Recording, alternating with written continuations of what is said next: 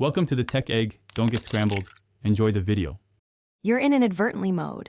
Start by confirming its exact name and version in settings so you don't undo the wrong thing. Next, backup active data, export files, or make a quick snapshot, because reverting can alter state.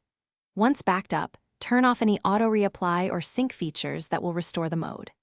At this point, locate the mode toggle or command palette entry and prepare to change state. This minimizes risk and gives you a safety net if something goes wrong. You'll now perform the detailed removal.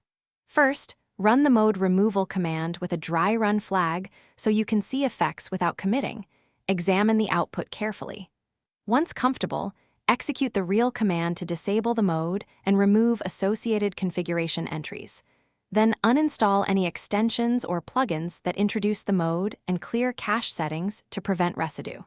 Finally, restart the application in safe mode so you can observe startup behavior and check logs for hidden errors or dependency reactivation. You're finishing up. Restore only the backups you validated earlier and test core functions one at a time so you spot regressions quickly. Once everything behaves, re-enable sync or automation selectively, watching for mode reappearance. If the inadvertent mode still returns, inspect hidden profiles, scheduled tasks, or registry/setting keys that can reapply configurations. Those are common culprits. If nothing fixes it, escalate with collected logs and a concise summary so support can reproduce and resolve the remaining activation pathway. Thanks for watching. Consider subscribing if I helped unscramble your problems.